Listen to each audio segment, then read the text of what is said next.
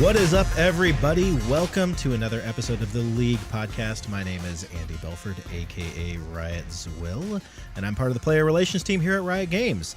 Joining me today is my favoriteest co-host ever. Hi, Dylan. It's a Dylan most dirty, Dylan Buckner. Why am I here again? Huh? No, I'm sorry. What? No, I'm excited to be here. You're here because you're a gigantic nerd. This is true. This is very true. Board games. Board games. Oh, that's a little foreshadowing. It's not even foreshadowing. That's just straight up spoiling what we're going to be talking about today. You know, I thought they probably got it from the title. The thing they clicked on. But the title maybe that's just me. Riot makes a board game. Well, you know what? Before we get into it, let's go ahead and introduce our two special guests today. Joining us today, we have somebody with possibly the best summoner's name that I've actually heard since I started here at Riot. It's Rick Ernst. Rick, what is your summoner name? Mr. Piddlesworth. Okay, so I'm going to digress a little bit. Do you have like a dog or something named that, or that feels like a small dog's name? It does. It does sound like a small dog's name. But no, the first summoner icon I picked was that little teddy bear dude, and so I named him Mr. Piddlesworth. You mean Tibbers? That's, no. That's Canon now. That's Canon. the story. It's no longer. So Annie now says, "Have you seen my bear, Mr. Piddlesworth?" Let's call it Foundations. Okay. And we'll tell them what's what. Speaking of which, all right. Also joining us today is Chris Cantrell. Chris, what is your summoner's name? Cades. Cades. Yep. Cades. That's Kades. Now everybody's gonna go home and like add Cades to my friends list. Some of them may remember, Chris. You've been here for quite some time. Yeah. I remember you used to be a little more active before we put you in a deep dark room somewhere. Yeah. I did. I used to do QA, right? I did. I started on the gameplay team. Gotcha. And worked on champions and new champions as they were coming out back when we did them every couple weeks and before we slowed our cadence. Cool. Yeah. So welcome back to player-facing stuff. But now we have you locked away in the secret vault of creative development. And when I say this, folks who are listening at home, like you should know, the creative development team, who which is the team that these fine gentlemen are a part of, is actually off in a kind of a remote building on campus. It's in the back of the campus, Yeah. and everybody walks by it and they go, "Ooh, what's back there?" And we're like, "That's where creative development is." Got to give the weird dudes their space to think. Yes, Yeah, absolutely. exactly. Well, that's actually what you get. You're the idea people here at Riot Games, Stop right? flattering him. Yeah, no. Well, we're idea people. That's That's an apt He's description. not going to be easy to deal with after this. Didn't you know I'm an idea person? Yeah. Give us the TLDR though for the players listening out there. Just what is this CDev that mega team that encompasses a lot of other stuff? Right. So CDev stands for Creative Development and has a number of different teams on it. Like the Foundations team that was on here not long ago. Okay. And then it's the group that does the documentary work or Riot Records. They really try and find other explorations of the League IP that we can share with our players. Like board games. Okay, I get it. Yeah. I was a little confused at first. I was Yeah. like, what do you have to do with a metal album? But okay, Right. I get it now. Yeah. Everything. I didn't work on that. Yeah. So just to be clear, like you all aren't the working on super top secret like new game like Game 2 or something like that. You all are. You're working on kind of like League adjacent ideas. Yes, they leave the smart and very capable people to do that. We are the creative development group. I'm pretty sure you all are pretty capable. So you guys are here talking today about a really cool project and something that I think Dylan and I are both excited about because we are both kind of board game aficionados. Yeah. Like I have a semi-regular board game night at home, so Awesome. I'm excited about this. Yeah. And it's something that's I think part of Riot's culture. We have a very regular board game night every 2 weeks here at Riot. Mm-hmm. Usually have like 50 people. I mean, That's insane. That's pretty crazy. large 50 group. people. Yeah. Wow. What are some of the really quickly? What are some of the favorite games played at board game night? Man, it varies. One of the things I love about it is they're always finding new games and bringing those out. But I guess right now for me, Cry Havoc, I was able to pick up Seafall over at Gen Con. So I think we're excited. Scythe was a big one the last game night. Yeah. Scythe was a lot of fun. All I know is How did you turn out in that game? How did that go for you? All right. So when we played Scythe, we were playing with people that I didn't... So what? Really quickly, what is Scythe? Scythe is an area control game, and it's a phenomenal game.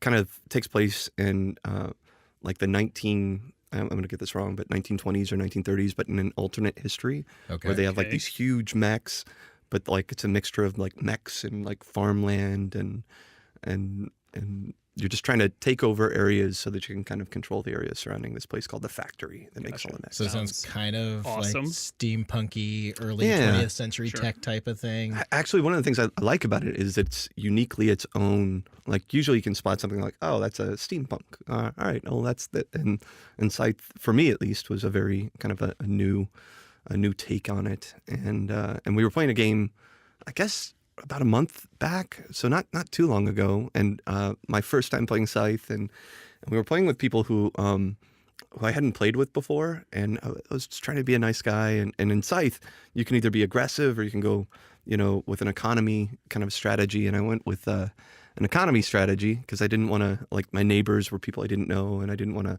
like, attack her, and then on the very last turn of the game, we'd had like this really, diplomatic friendship where I'm just kind of doing my own thing, and she just attacks me and crushes me, and then wins the game in one fell swoop, and I learned a lesson that day. Tragic. Yeah. Their sudden but inevitable betrayal. Yes.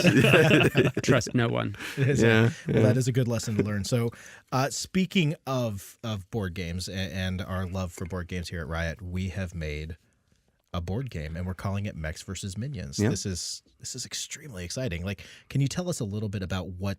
Just give us kind of the elevator pitch, the TLDR Sure. of what Mechs versus Minions is. So, Mechs vs. Minions is a cooperative game. So it's fully co-op for 2 to 4 players, and it uses programming movement as kind of its core mechanic. And it's a campaign-based game, so the levels have modular boards, and they're kind of set up differently, and each pass at it. And I think for people who play a lot of board games, like a lot of modern board games, I'd probably closest describe it with like a hybrid between Robo Rally and Descent or Imperial Assault. I love Robo Rally. Yeah? That's a great game. Have you ever played it? No, Oh, I've been hearing about it for a while. Yeah, you should This is check part it of the problem with board games these days. They're coming on so strong Yes. that there are 1 billion of them to play. Well, and that's interesting. It's kind of like, you may ask why board games right now, and I mean, we were talking about this earlier, but board games are kind of in a renaissance right now. Like it's a hot commodity. Yeah. Growing up for me, it was games like Risk and Monopoly, and when I first heard about like modern board games, I was like, oh, okay, that's nice. But honestly, in the past 5-10 years, the design sense behind board games has just grown exponentially, and for me at least, it's something that's really fun for me and my kind of core gamer group of friends, where we sit around and we can play a game in person. And I think there's something really awesome about playing behind my computer, because I can play with my friends and like Toledo. I actually don't know anyone in Toledo, but I could play with people all over the country. So there's something there, but there's also something really nice about sitting around a table with your friends and either just crushing them or like in this game, you would work on a goal together or something like that. And we were chatting before, and you mentioned something interesting about which I don't want to say it blew my mind, but it was a surprising comparison between how League, when it first started out, it was not envisioned to be the massive, worldwide thing it would eventually become. It was specifically targeted at players of the original Dota mod, and intended to offer some things like matchmaking and accounts that would make that experience more accessible and complete. But very specifically targeted that core group of gamers in a genre that was kind of up and coming at the time, that being MOBAs, and this is almost a parallel in that way, that this genre has been coming on so strong lately, and we wanted to make something that would really satisfy the hardcore people. It seems like that's my impression looking at this mammoth box. Well, Rick, you're the lead designer on this beautiful game that we have. We have it actually laid out in front of us right now, and we have all the minis and all the little pieces. By the way, I'm going to be the fanboy here and say that this is extremely high quality. Like, I own a lot of board games, and this setup looks really like I'm looking forward to playing it. But Rick, you're the lead designer on this. Like, what were you trying to accomplish when setting out to design like a game that kind of embraced the IP, the intellectual property of League of Legends? Well, my trajectory with board games is a little bit different than Chris's, as he mentioned. He comes from like Monopoly and and games like that. And he's been excited to see games turn into like this more elaborate, more mature hobby. And kind of I came to it from a different direction. Like the games I grew up on were like BattleTech and a Middle Earth board game that had, I think, about 500 pieces, right? So it was like they're really arcane, a Squad Leader and like super. This is my kind of guy. Yeah. Games. Really, hardcore, hard to get into games. And so while this is very much for the hardcore game player, to me, I've really seen games become a lot more accessible. They're, higher production value. They're made with a lot more attention to the quality of the experience. Yeah. And I'm glad that you love the way it looks and the unboxing and everything. Chris and I really saw this as an opportunity to kind of go big because we didn't know if we'd get another chance. So it's like, if we're only going to get to make We're one, only gonna board make game, one. let's make a good do one. this. Well, yeah, I mean, it's really cool that you talk about like the quality of board games these days. When you look at things like Small World and like King of Tokyo and stuff like that, where they have kind of, I think, simplified the experience a little bit itself, but they've upped the quality and like the kind of the storytelling of the game in a way to the point where it's a great experience now, especially if you're just getting into the hobby. Like, I think it's amazing. So like this definitely translates that. And it's this. Go ahead. It's the storytelling, I think, that really was a lot of the impetus here. You have a game like Robo Rally, which is very much, it's a competitive. It's an awesome game. Yeah, it's competitive, but it doesn't really tell a story larger than a race, right? Yep. And it's cool, but it's then you have Descent on the other hand, which is very story heavy, and it's like it's playing a D&D game on a tabletop. And so what we wanted to do is we wanted to have sort of that quick play that Robo Rally brought to the table, where you can set it up, play a game out, but then has the sort of longevity that a game like Descent or Dungeons and Dragons have, where you're constantly being faced with new challenges, and the lessons you learn from previous scenarios you carry forward, and you change things up slightly. Maybe you fail. This is one of the things that Chris and I both feel strongly about, is that co-op games need to be really pretty tough. Like, you need to feel like you've accomplished something when you succeed. So we've, it's not an easy game. And I think our success rate for most of the scenarios is around 50%, on average. So you'll probably lose half of your games easy, and some of them very quickly. But then the goal was to give the player room to change his tactics, change the loadout, change the teamwork, and what everyone wants to, the way they go about it. And so we really wanted to create something that every time you came back to it and played a different scenario, or even played the same scenario again, you had to bring something new, right? So rather than playing the same game and having, have that kind of become rote, we wanted to be something that kind of grows and develops. So basically, in another way that the game the board game experience kind of parallels the League in that way, where there is that real depth, like where it's like it's never the same game twice. Like there's a whole lot of different variables. Like, so like walking us through, like obviously we don't want to get into the nitty gritty like playthrough details of a board game on a podcast, because that might actually be a little bit awkward to do. But like, so how, like you said, you can fail, you can lose the game, but you can lose fast. Like, how long would each session, like each mission? So it's divided up into missions, right? Yep, 10 missions. 10 missions. Man, I'm looking at one of these sweet top secret Operation Short Fuse envelopes. This thing is amazing. You guys went so all out on just the like lore and feel. Yeah, definitely. Like, speaking of telling the story and like experiencing the whole, like, the storytelling of it. Yeah, like, I'm looking at a letter from Rumble, dean and headmaster of Rumble's intense training of programmable labs. This is amazing, man. It's like on parchment and checklist on the back. And stuff. It is, yeah. It's great. Sorry, you were saying though, how long for one of these sessions? Okay, so 10 scenarios. Each one, it varies on the group, but generally about an hour. Okay. It generally 40 to maybe 80, 90 minutes. Okay. depending on the group. Now, we've had some groups that are like super fast and they just crank through, especially after they've played a little bit and they've got their tactics and their builds down. These are like the pro level. Right. But then we've got other players, other groups are, taking their time, and we've had them take 2.5 hours. Sure. But, that's going to be your group. It varies on, how quickly things move and how much time you spend. So it's not quite King of Tokyo, which is like a super fast, like, 15-minute game. Right. But it's also not quite Axis and Allies, which is a weekend long. Oh, so near and dear to my heart. On that note, it was interesting. My personal experience with the game has been very interesting. I did a bit of playtesting for you guys. Thank you. Maybe like 6 months ago. Yeah, my pleasure. And I actually, kind of similar to you, Rick, much more of a war gamer.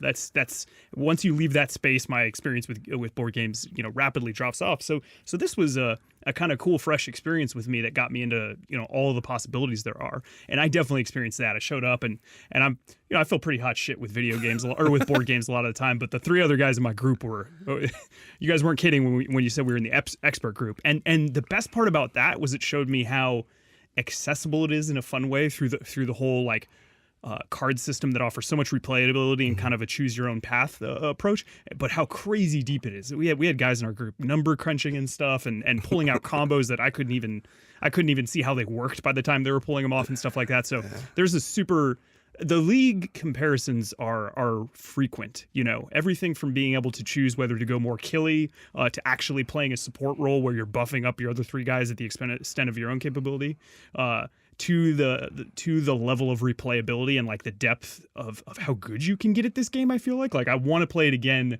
because I know I can do better. Yeah. Right. So yeah, we had league QA and playtest guys come in, and they spent a lot of time with it, and they got really deep into it, and they got to the point where they were like naming builds, and it's like, oh yeah, I think this one needs a stomp and rip, and they're like, all right, sure. And so they've got their plans. The part of the fun of it though is since as you're playing through, you're not always sure you're going to get exactly what you need to build optimally. Like you can't just say it's like, all right, well, we've got our strategy down. You might not get the cards you need. You might get damage in exactly the wrong spot, and you have to adapt. And so that's part of what brings the variety to each playthrough, even when Sure. you're playing with the same people and you're playing the same scenario. Well, and you can also play as different characters. I know that is such an immediate thing I always check into.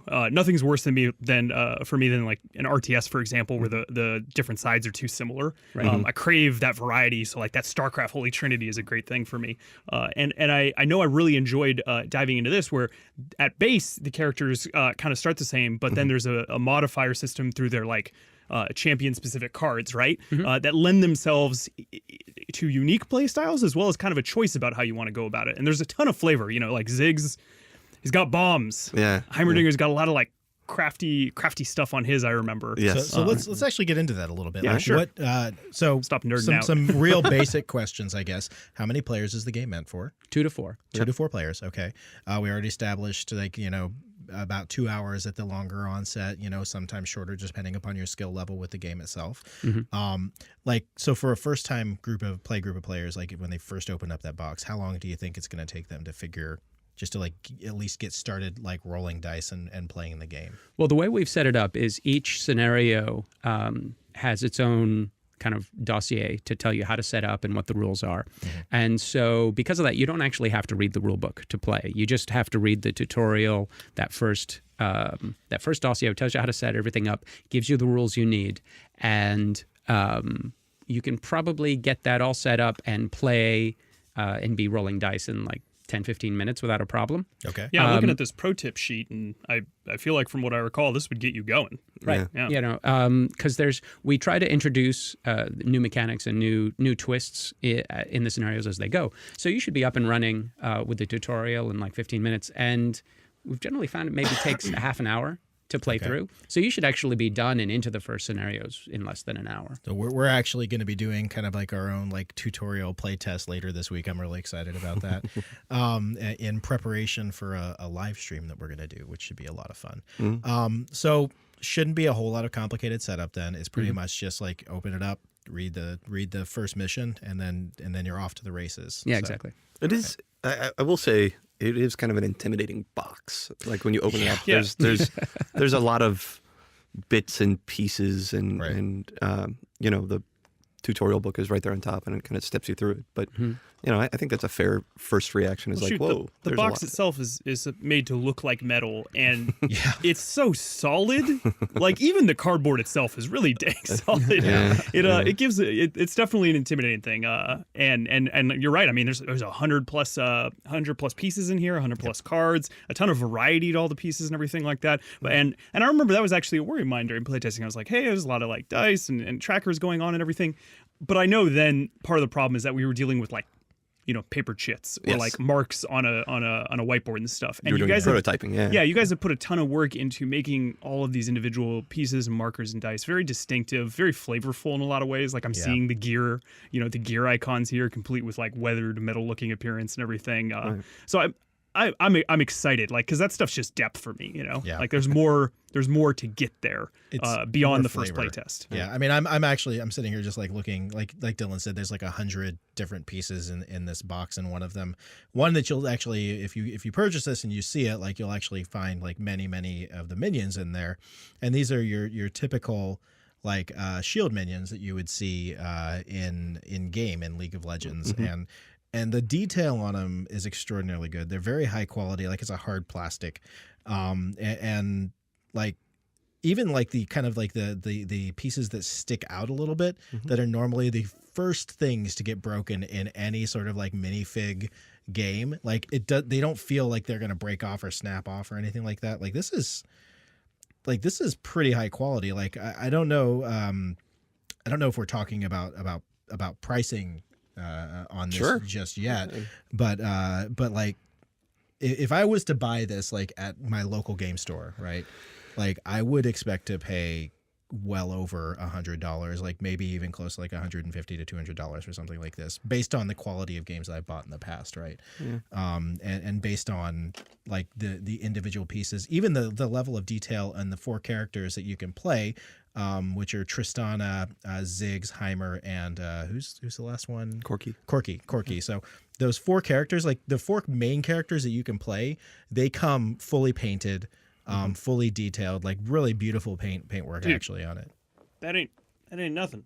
Oh, that's not This- oh, you got something to show me? There's a whole like little sub box here. Oh, that's right. I keep on seeing this box. I never looked inside of it. What is? It's the boss minion, dude. He's like a full freaking dreadnought. This is crazy. Like, Yeah. he's huge. Does this minion serve the God Emperor? Is that what's going on here? We're gonna get sued. So Please don't sue us. I don't want to talk. I don't want to talk about the story behind him, because a lot of the game is kind of unlocked as you go, Yeah, it's similar supposed to to be like progressive, right? yeah, Yeah. like a legacy mechanic. The boss type. actually is sealed. That box is sealed when it gets up, and it's when you open up the box. Yeah, It says don't. Yes. Except there's like a plastic bubble in it through which you can see the axe. It's not enticing at all. Yeah. Well, you don't. Well, so that's actually really interesting that we have this kind of like, I guess, bonus character in this box that is sealed. Like you literally have to break the seal. It's got the little caution tape on it and everything. yeah. But the goal is that you actually, gosh, that axe is like just kind of like sitting there enticing you, isn't it? Yeah. What's the goal? You have to actually unlock this guy. Yeah, he shows up actually a couple of missions in. Okay. So there are, all of the missions themselves are sealed in envelopes, so you can't just look through and see what's going to happen. Well, you can. It's your game. But Well, sure, we don't but I suggest mean- you But do. you shouldn't. Yeah, It's- you probably shouldn't. the guided experience Yes, is one at a time. See what happens. Every time you beat a mission, you get new options for each of the mechs. Sometimes there are new damage cards, things that make things tougher. Yeah, I remember Okay. the additional mech capability unlocks was really fun because it's not like a just straight power up experience. You're still limited. You have to choose between your options whenever you pick a mech. But it is so fun to unlock those prior to a new mission, which in some cases, like specifically, is like a great setup for that new capability you've unlocked. It's a really cool feeling. Again, just going back to that League parallel, like you get the level up feeling basically. Right. Yeah. Oh, I don't know. Like I'm looking at this and I'm seriously getting antsy to play the game. So let's talk though. Okay, so like clearly there's a lot of love that went into this. It's kind of an interesting thing. So just stepping way back from Okay. what I know about how this came about. it seems like we pretty much locked you in a closet for a while, Chris, and said, "Hey, go mess around with board games." Yes. That's the dawn of it, if I'm correct. Yeah. I mean, Okay. to a degree, we brought on a really talented designer to Riot about 3 years ago, named Stone the Brandy, and he has made board games for his family for like 20 years. Like all growing up, he would make like a new board game every Christmas or whatnot, and he's never published any of them. And he's an extremely accomplished designer. And we played one of them, and it just really clicked with us. We liked where it was headed. We liked the. I think a core part for me for games is, am I making interesting decisions like frequently? Like, all right, is this a fun puzzle for me to solve, or is it kind of solving itself, and then I'm just kind of playing what I should be doing? But it had a lot of choices. It had a lot of interesting mechanics. And we took that kernel and we tried to leverage what we saw its strengths were, and we kind of added a lot of stuff on top of it. And I don't know, I probably made it much worse. And then it was just kind of alone working on it for a bit. And we finally got an artist on, Danny Beck, who did all the art for the game, and it was just going really well, and I think we kind of felt like we landed on where the game was. Sure. So this was very much just kind of like a loving side project for a couple. Not even a side project. This was your job, obviously, right. But for a couple dudes. Often, the shadowy CDev building. Right, and so this was really churning for a while. So it sounds like it was like, when it's ready, it's ready. It's not like, all right, we need to make a board game. Right. Yeah. Right. I imagine that it probably wasn't even certain that it would ever even go anywhere or ship. Well, that's or anything. definitely true. Yeah. That's definitely true. Okay. Cool. Well, that seems like a fun environment, actually, because it's just, let's keep making this thing better. It was, and we kind of got to make ultimately the game that I think we were proud of, and I think we're hoping other people like it, but we'll find out. So what about the logistics? What are we? I feel like this is not the type of thing that's going to show up in Target. No, Okay. no. Well, honestly, in order to because we did pour a lot of cost into really high quality components, and in order to keep the cost down, so it's not like $200.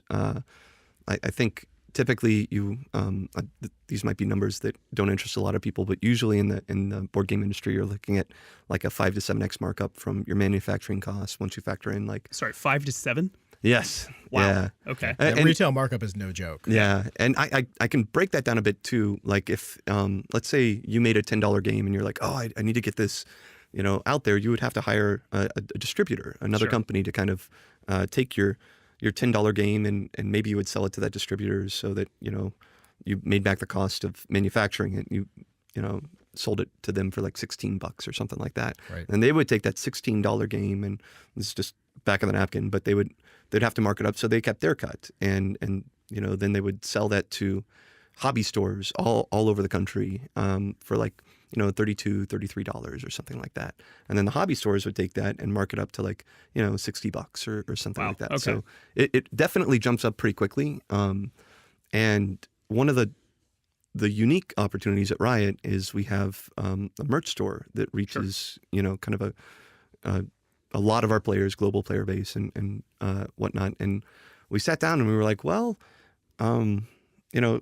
even if this is really successful, it's not like money was not really a core motivator. Like, oh, we got to get into the board game market so we can increase our bottom line or anything like that. It was really just a labor of love and something we wanted to kind of take pride in that way.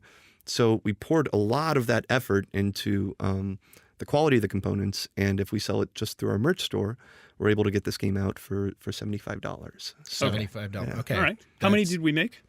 The initial run in English is 30,000 units. Okay, cool. So this totally seems like kind of like you said. It's just this isn't an economic move or anything like that. It's just let's make this thing. Let's make enough that if people want it, they can do it. And we can see what the player reaction is. I can immediately see that if it's something that's enjoyed, we would have a lot of possibility for additional missions or even character mechs or stuff like that. And okay, that's really cool. Yeah, So and that really that speaks to the kind of the theme behind creative development too. Like Yeah. when we do an album, we're not looking to like, oh, we're gonna get in all these album sales and that'll buoy us. Or, We're not trying to become the next Fantasy Flight. No, like, we're not no. trying to replace not at all. replace any of like the big board game companies out there. No. Like Good man. that's, I don't need more of that juju in my life. No, they're awesome games. No, I know That's not- exactly. That's what I'm talking about. Yeah, It's, yeah. it's just you would be spending your entire paycheck on the product that we make. Right? It's pretty much what it would come down to. But it is. I mean, it is true. I think it's one of the luxuries that we have here at Riot is that we're able to pursue really cool things like this, like music videos, like things like little kind of one-off like mobile games that we did, like Blitzcrank Pro Roundup, and things like this board game, which is, like you said, very obviously something that we want. The reason that we're doing it, our motivation is something that's going to bring joy to players. Right? Yeah. And we have that wherewithal to make things that aren't going to necessarily appeal to every player. In fact, maybe not even most of them. Yeah. Kind of like we even do with skins. We make everything from super badass epic ones all the way over to completely ridiculous ones. Yeah. It's that same thing here. This isn't going to be for everybody, but the people Dylan, it is for. What is ridiculous about Baker Pantheon? I'm Just a slice of life, man. That's It's who just he a is. slice of That's life. Awesome. That's who Pantheon. Slice Wait, of wait. Are we all dad joke range in Oh, here? God, Is yeah. it- is it how, okay, Oh, all yeah. right, cool. Yes, yes. so actually. Don't worry, Dylan. Terrifying. You will grow into dad jokes. It will happen. So We showed the game actually to some folks in the board game industry recently, and it was nice to kind of get some feedback I was from nervous. people outside. I was so nervous. I Oh, bet. it was nuts. It was crazy. Yeah. And one of the nicest things that anybody said when they saw this was we had one guy who looked at it and he looked through the components and he said, "This is a gift.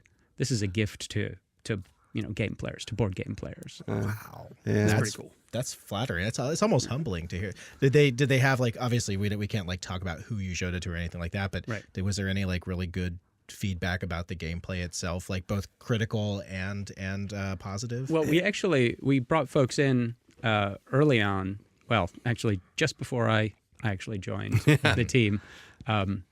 These two things are related. So, Yeah, so we thought we had the game finished about a year and a half ago, I think. We were like, all right, let's move into manufacturing. Just the gameplay. Gameplay is experience, done. We're good. We got the art. We got the cards. This is our game. And there were two people who like I have like I think I have like 200 board games just in my car, and I probably own close to 1,200. Like I'm a huge. I think you have a problem, man. Yeah, no, my wife a does bigger too. car. Yeah, Yeah, The problem is I need a bigger car. The problem is That's- you need a bigger room to store all the board games in. Right? and two of the people that I really admire are Quentin Smith from Shut Up and Sit Down, just the Shut Up and Sit Down crew, and then Dice Tower, like Tom Vassell and stuff like that. They do video reviews and stuff like that. So as I'm looking for new games, I often kind of turn to both of them and kind of get their feedback. I'm like, oh, I guess I will buy that game, or oh, I won't buy that game. And because I just lean on them so heavily for that decision-making process, we reached out to both of them about a year and a half ago to make sure that we were making a game that we'd be proud of, that like the industry wouldn't look at and be like, this is embarrassing. And then we'd be like, oh, well, that's unfortunate. And no, I mean, so we brought out Tom. Tom came first, and we showed him the game, and I at the time at least I think he really enjoyed it, and he gave us some really good kind of feedback on like the detail, like just very clever things that we could do to kind of streamline the experience and just made the game better. And he was like, yeah, I actually have a lot of confidence in this. I think you guys should ship it, and great work. And we were like, yeah, that's the answer I was hoping for. And it was just, it's kind of fanboying out to meet Tom. And then we already had kind of Quentin kind of scheduled to fly out. And at that point I was like, but we're good. We're set. And he came out and he played it. And he's talks in like this, he's got the British accent, and he's like, Chris, I'm not even gonna do the accent, but he's like, Chris, Our British listeners, thank you. yeah, no kidding. English listeners. Yeah. He's like, I like it, and I'd be happy. Like I'm here for, you flew me out to LA. I'll be here for the next, day or two. So I'll do whatever you want. But to be honest, I'm not sure I'd play it again. And I was like, Brutal. oh, well, that's not the answer I was hoping for. And I was like, well, why? And he's like, well, there's just not, like, it was fun, but there's not really a desire to kind of keep playing. And I was like, well, is there anything you can think of to, and he's like, yeah, honestly, I would go and I would switch. At the time, it was just like one massive board. That's how kind of Stone had designed it. And he was like, I would turn it into kind of a campaign. I would make modular boards and kind of piece them together, and you can figure out different ways and kind of come up with different objectives and stuff like that. And the more he kind of kept talking about it, the group that was playtesting with them was like, yeah, this is you're right. And he was. Yeah, you guys took that advice to heart. This game is modular as hell. Yes, it makes the completionist in me sweat. yeah. There's a lot to it. And I remember thinking in the room, I was like, wow, that's, instead of designing one game, I'm going to design, 10. That's a lot more work, considering I thought it was almost done. And we had an interview kind of scheduled while Quentin was in town, and I got pulled away from it. So I was kind of frustrated because I was like, couldn't we have scheduled this on a different day? I'm so glad we didn't, because I went and met with Rick. And I remember telling him, I was like, if you had come 2 days ago, I would have said, sorry, bud, we don't really need this. We're good. But I had just come back from a meeting with Quentin, and he was like, yeah, I would suggest these design changes, and this is the direction I'd probably say you should take it. And so I was like, well, Rick, what's your experience with board games? And he's like, actually, I have a lot of experience with board games. And we brought Rick in, and he just had so many great contributions, like the damage deck and designing out all the missions and kind of variations on how you play it. Chris downplays this, but that was like one of the worst interviews I ever had, because he was in such a bad mood because he'd just gotten this critique from Quinn's, and I was pretty sure that he hated me. I walked out of there like, oh yeah, well, I'm never talking to Riot again. Yeah. But so that's interesting though. It's like, you came in with, originally, like you said, you were like, oh, the game is done, we're ready, ship it, it's good to go. But like, for you coming in, like, this had to be interesting, where the team had this preconceived notion that it was a done deal, but suddenly their entire perspective has been changed by an industry veteran, giving you all some very hard feedback, some tough, helpful but useful feedback, right? Feedback. Yeah. Some very tough but helpful feedback, right? So like, how much has the game fundamentally changed since you came on board, Rick? It's it's a little bit. Chris has given me. Yeah, it's a little bit different. It's pretty different. The core changes that Chris was describing, the switch to a modular board, a scenario based, they had the beginnings there. There were no scenarios, but we had a modular board, and so we're like, what can we do with this?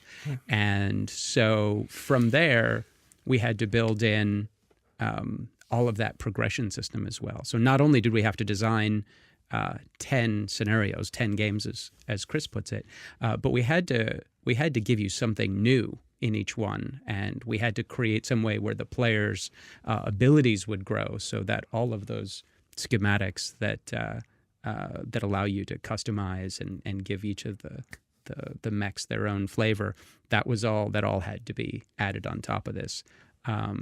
And when I came on, we didn't really know what any of that was going to look like.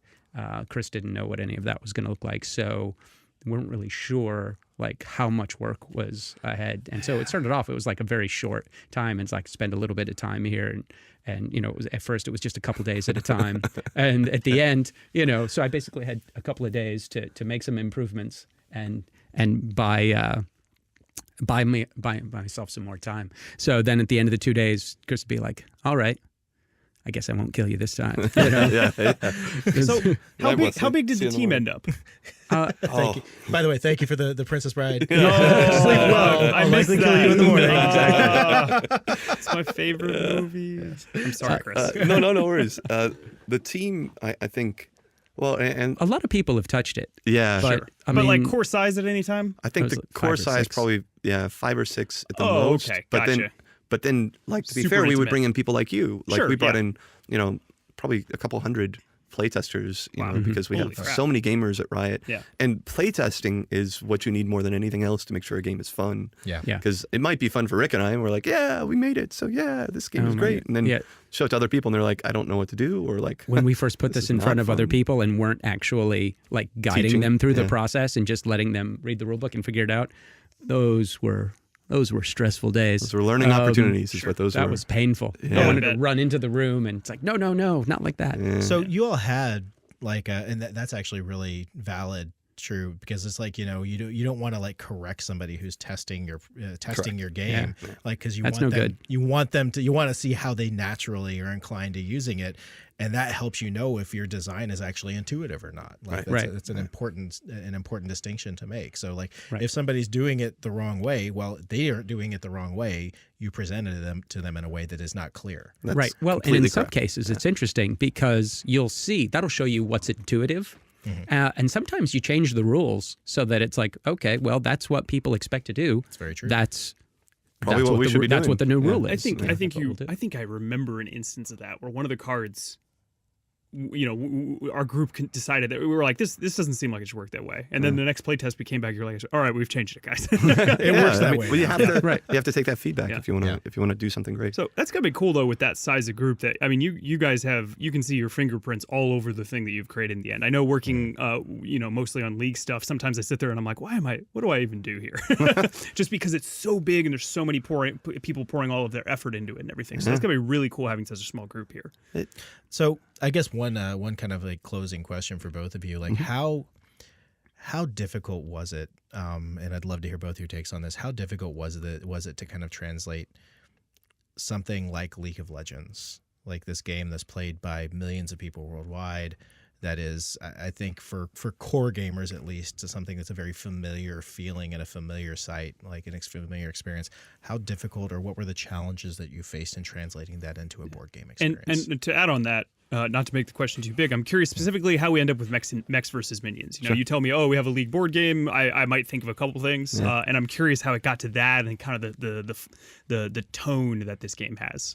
Well, I think one of the important things was, you know, and this decision was made before I joined, but we didn't want to make League of Legends the board game because we have Gotcha. League of Legends. Yeah, and we already that's have League for that. You know, that's what we really want to do, and this is generally something we want to do in CDev in general. Is we want to show different aspects of the world and different ways to interact with the characters and Runeterra, and so we wanted to capture some of the things that people love about playing League: the teamwork, the growth, really hardcore difficulty, but the yordles. the yordles. Yeah, that's